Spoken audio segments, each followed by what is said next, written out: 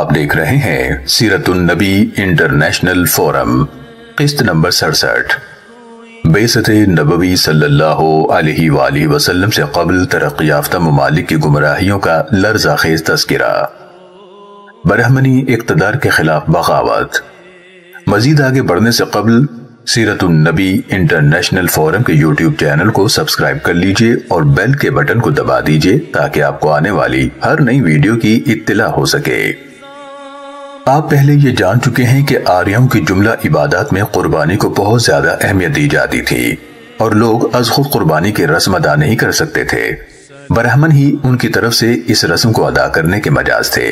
یہ امر ان کی آمدنی کا ایک بہت بڑا ذریعہ تھا، جس سے برہمن خاندان بہت خوشحالی کی زندگی بسر کرتے تھے۔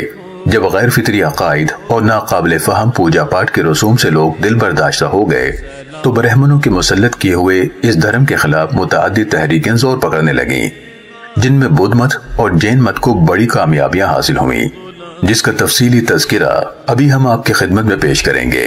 یہاں صرف ایک بات بتا دینا مناسب ہے کہ جب قربانی کے ذریعے ان کی آمدنی کا دروازہ بند ہو گیا اور بدھ نے ان پر شدید تنقید کی، اس نے کہا کہ اس قربانی میں جانوروں کا ضیاع ہے، اس کے بجائے نیک لوگوں کو صدقہ و خیرات دینے کی تلقین کی۔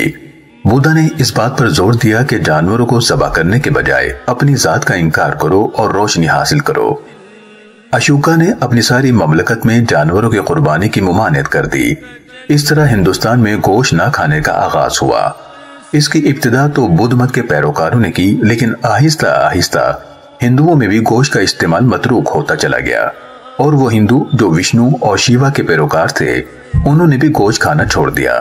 اس طرح قربانی کے ذریعے برہمنوں کو جو کثیر آمدنی ہوتی تھی اس کا دروازہ بند ہو گیا۔ اس کے علاوہ ایک دوسری وجہ سے بھی ان کی اس آمدنی پر کاری ضرب لگی۔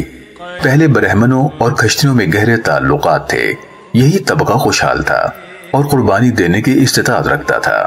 چھوٹے چھوٹے دکانداروں میں یہ ہمت کب تھی کہ وہ اس بارے گراں کو اٹھا سکیں، لیکن جب اشوکا وغیرہ بدھ بادشاہوں نے ایک عظیم مملکت قائم کر کے ملک میں امن و امان قائم کر دیا اور کاروبار کو ترقی ہوئی اور تجارت پیشہ طبقہ دولت مند ہو گیا، تو انہوں نے قربانی دینے کی طرف کبھی توجہ ہی نہ کی۔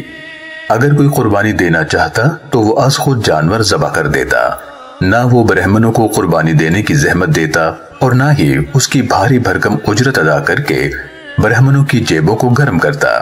اس طرح پریشان کن اور تکلیف دہ حالات سے برہمنوں کو واسطہ پڑا، لیکن انہوں نے بڑی اولو العزمی سے حالات کا رخ اپنے حق میں موڑ لیا۔ پہلے وہ قربانی کی رسم ادا کر کے لوگوں سے پیسے بٹورتے تھے، اب انہوں نے تعلیم دینے کا پیشہ اختیار کیا۔ اس وقت کی علمی زبان سنسکرت تھی اور اس زبان میں یہ لوگ مہارت رکھتے تھے۔ انہوں نے اپنی اس مہارت سے لوگوں کو مستفید کرنا شروع کیا اور اعلیٰ تعلیم یافتہ طبقے میں اپنے مقام کو اور اپنے احترام کو برقرار رکھا۔ نیز انہوں نے حالات کی نزاکت کا جائزہ لیتے ہوئے بر وقت یہ قدم اٹھایا۔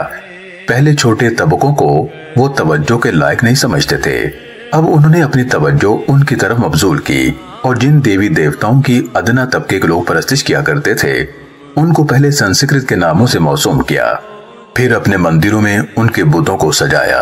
یوں چھوٹے طبقات کی ہمدردیاں جیت لیں۔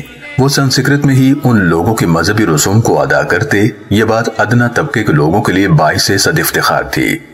چنانچہ انہوں نے اس کے عوض برہمنوں کی عزت و تکریم کے ساتھ ساتھ ان کی مالی خدمت بھی دل کھول کر کرنا شروع کر دی۔ اس طرح برہمنوں نے ان ناگفتہ بے حالات میں اپنے گرتے ہوئے وقار کو سنبھالا دیا۔ سیرت النبی صلی اللہ علیہ وآلہ وسلم کی یہ قسط دیکھنے کا شکریہ۔ اسے دوسروں تک پہنچا کر صدقہ جاریہ کا حصہ بنیے۔ کسی بھی قسم کی غلطی کے لیے ہم اپنے رب کے حضور معافی کے طلبگار ہیں، اصلاح کے لیے شکر گزار ہوں گے اور آپ کی دعاؤں کے طلبگار ہیں۔ جزاکم اللہ خیرا کثیرا۔ مزید آگے جاننے کے لیے جڑے رہیے سیرت النبی انٹرنیشنل فورم کے ساتھ۔